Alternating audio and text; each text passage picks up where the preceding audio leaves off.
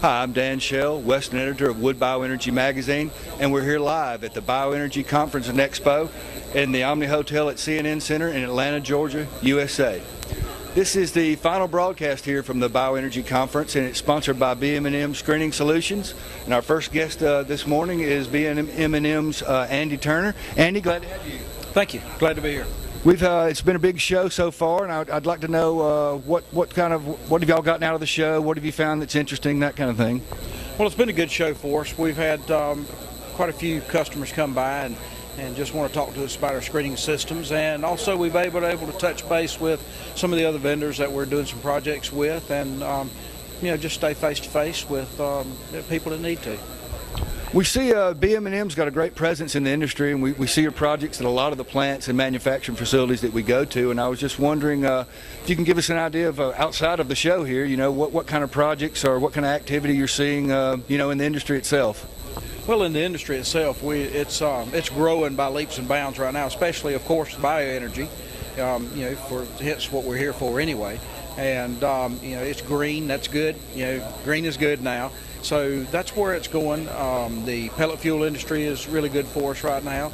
And, you've still got the paper industry that's picking up and the sawmill. So things look like they're picking up quite well for the whole wood fiber industry in general. Okay, that sounds great. Well, thanks for being with us this morning, Andy. I appreciate it. Okay.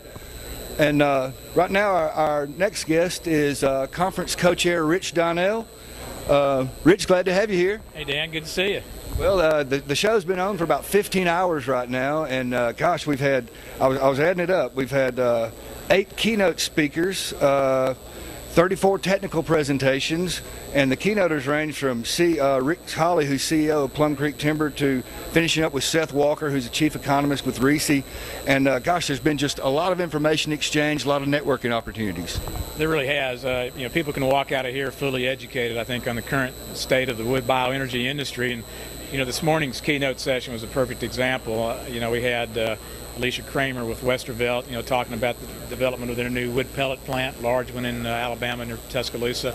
And then you had, John Campbell with Rocast Energy, and they're involved in developing these large biomass power generation projects. Wood Bioenergy Magazine visited their plant in Barnesville, 55 megawatt plant. And he announced in there he's building another one in near LaGrange, Georgia, similar model, 50 megawatt. That's moving a lot of biomass. And also this morning, Bill Gaston from down around Gainesville, here's a guy who runs 20 central yards running Morbark grinders and chippers and feeding the big new Gainesville utility power plant down there. And then, Seth Walker closed it up talking about the economy of biomass and the future is bright. And really, you talk about, I think in the end we will have had 43 speakers or something, and over this day and a half session. And, again, emphasizing, as we always do, just the variety coming at you, from wood pellets to biomass power to feedstock issues to how much timber is available, is there enough, and getting to all these questions in what is still really a developing industry. Right. And in fact, that's one thing I've noticed here at the show here. The industry is a maturing industry, and it's sort of sobering up a little bit from the hype of several years ago, and looking forward to taking its place as a major energy supplier in the global market. That's what it seems like here.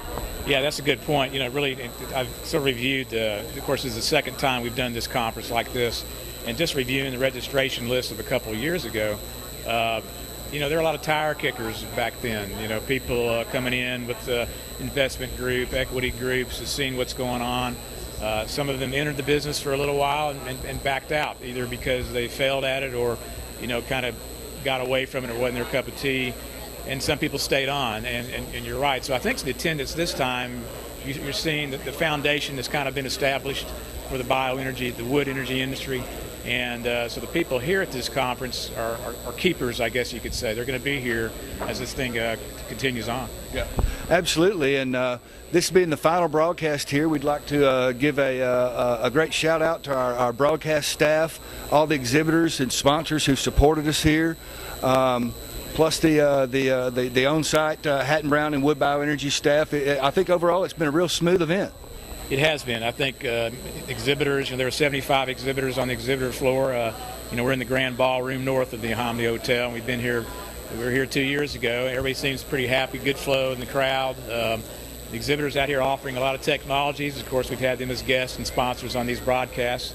And so, yeah, it's been a very positive, and the feedback's real good, and, so a lot of stuff to take home with us, and look forward to doing it again in 2 years.